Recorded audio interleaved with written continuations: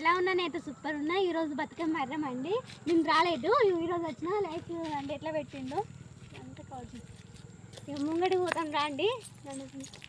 అండి ఓ టెంపుల్ అండి, అంత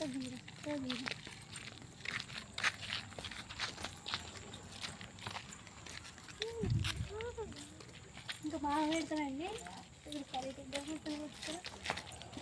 చూస్తారండి మొత్తం రైస్ అవి తిండి మంచిగా